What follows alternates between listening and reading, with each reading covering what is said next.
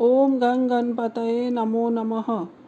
નમસ્કાર મિત્રો, સુખકર્તા ચેનલમાં આપ સૌનું હાર્દિક સ્વાગત છે. મિત્રો, આજના આપણા વિડીયોમાં આપણે શ્રાવણ માસ અને શિવ પૂજન તેના વિશે વાત કરીશું. તો ચાલો. આપણા હિન્દુ ધર્મમાં શ્રાવણ માસ ભગવાન શિવનો અતિ પ્રિય માસ માનવામાં આવે છે. આ સમગ્ર મહિનામાં ભગવાન શિવની આરાધના, જળાભિષેક, રુદ્રાભિષેક, વ્રત, જપ, તપ અને દાનનું વિશેષ મહત્વ છે. માન્યતા છે કે સમુદ્ર મંથન દરમિયાન નીકળેલા હળાહળ વિષનું વિષપાન ભગવાન શિવે કર્યું હતું. દેવતાઓએ તેમને શીતળતા મળે તે માટે જળ અર્પણ કર્યું હતું. તેથી શ્રાવણ માસમાં શિવલિંગ પર જળ અને દૂધનો અભિષેક કરવાની પરંપરા પ્રચલિત બની. હવે આપણે સાંભળીશું શ્રાવણ માસની કથા. પુરાણોમાં વર્ણન મળે છે કે સમુદ્ર મંથન સમયે અનેક દિવ્ય રત્નો સાથે ભયંકર હળાહળ વિષપન બહાર આવ્યું.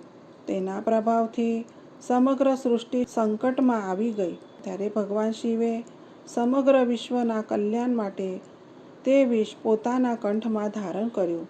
તેથી તેઓ નીલકંઠ મહાદેવ તરીકે પ્રસિદ્ધ થયા. દેવતાઓ અને ઋષિઓએ ભગવાન શિવને જળ, દૂધ અને બિલ્વપત્ર અર્પણ કરીને તેમની આરાધના કરી. ભગવાન શિવ પ્રસન્ન થયા અને સૃષ્ટિનું રક્ષણ કર્યું. ત્યારથી શ્રાવણ માસમાં ભગવાન શિવના અભિષેક અને ઉપાસનાનું વિશેષ મહત્વ માનવામાં આવે છે. બીજી માન્યતા મુજબ આ માસ દરમિયાન માતા પાર્વતીએ કઠોર તપ કરીને ભગવાન શિવને પતિ રૂપે પ્રાપ્ત કર્યા હતા. તેથી કુંવારી યુવતીઓ સારા જીવનસાથી માટે અને સુહાગન સ્ત્રીઓ અખંડ સૌભાગ્ય માટે શ્રાવણ સોમવારનું વ્રત પણ કરે છે.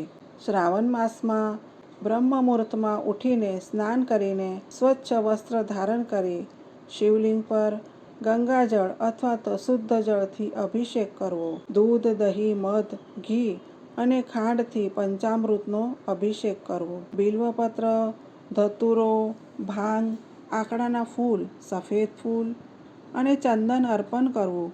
ધૂપ દીપ પ્રગટાવી ભગવાનની આરતી કરવી. મહામૃત્યુંજય જપ, પંચાક્ષરી મંત્ર અને શિવ ચાલીસાનો પાઠ કરવો. શક્ય હોય તો સોમવારનું વ્રત રાખી ભગવાનનું સ્મરણ કરો.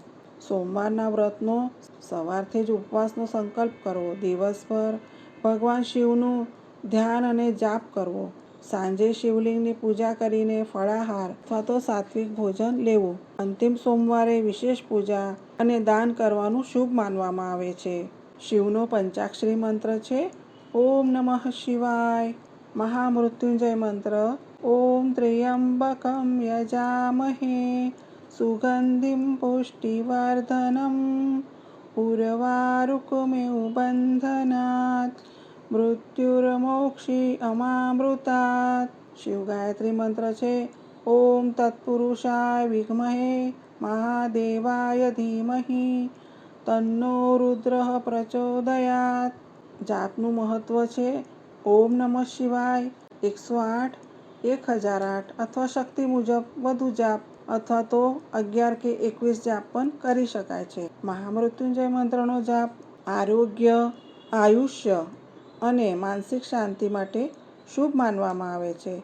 રુદ્રાક્ષની માળાથી જાપ કરવો શ્રેષ્ઠ માનવામાં આવે છે. શ્રાવણ માસમાં અન્નદાન, જળદાન, વસ્ત્રદાન, તલ અને ઘીનું દાન તેમજ ગૌ સેવા અને ગૌદાન શક્તિ મુજબ કરવું. ધાર્મિક ગ્રંથોનું દાન કરવું, ગરીબોને ભોજન કરાવવું, વૃક્ષારોપણ અને પર્યાવરણની સેવા કરવી. માન્યતા છે કે ભગવાન શિવની ભક્તિ કરવાથી મનની શાંતિ તેમજ આધ્યાત્મિક પ્રગતિ થાય છે. બિલ્વપત્ર અર્પણ કરવાથી ભગવાન શિવ પ્રસન્ન થાય છે. શ્રાવણ સોમવારનું વ્રત વૈવાહિક સુખ અને કુટુંબની સમૃદ્ધિ માટે શુભ માનવામાં આવે છે. રુદ્રાભિષેક કરવાથી જીવનના અનેક કષ્ટો દૂર થાય છે એવી ધાર્મિક માન્યતા છે. સત્ય, સંયમ, દયા અને સેવાભાવથી કરેલી ઉપાસના ભગવાન શિવને અતિશય પ્રિય છે. શ્રાવણ માસમાં શિવલિંગ પર રોજ જળ ચડાવવું, શિવપુરાણ, રુદ્રાધ્યાયનું પાઠ કરવો, મહામૃત્યુંજય મંત્રનો નિયમિત જાપ કરવો, ગરીબો અને જરૂરિયાતમંદની સેવા કરવી, વૃક્ષો, પશુ પક્ષીઓ અને પ્રકૃતિ પ્રત્યે દયા દાખવવી અને કરુણા રાખવી. શ્રાવણ માસ ભગવાન શિવની અનન્ય ભક્તિનો પવિત્ર સમય છે. આ માસમાં પૂજા, ઉપવાસ, જપ, તપ, દાન અને સદાચારનું પાલન કરવાથી ભક્તના જીવનમાં આધ્યાત્મિક શાંતિ, સુખ, સમૃદ્ધિ અને ભગવાન શિવની અસીમ કૃપા પ્રાપ્ત થાય છે. શ્રાવણ માસમાં શિવ મંદિરો ઓમ નમો શિવાયના જાપથી ગુંજી ઉઠે છે અને પ્રકૃતિ શિવમય બની જાય છે. ઓમ નમઃ શિવાય, ઓમ નમઃ શિવાય, ઓમ નમઃ શિવાય. તો મિત્રો, આજે આપણે આ વિડીયોમાં શ્રાવણ માસ અને શિવ પૂજન વિશે વાત કરી. જો આપ સૌને અમારો આ વિડીયો પસંદ આવ્યો હોય તો પ્લીઝ લાઇક, શેર અને સબસ્ક્રાઈબ જરૂર કરજો. અને હા, કમેન્ટમાં ઓમ નમઃ શિવાય લખવાનું ભૂલશો નહીં.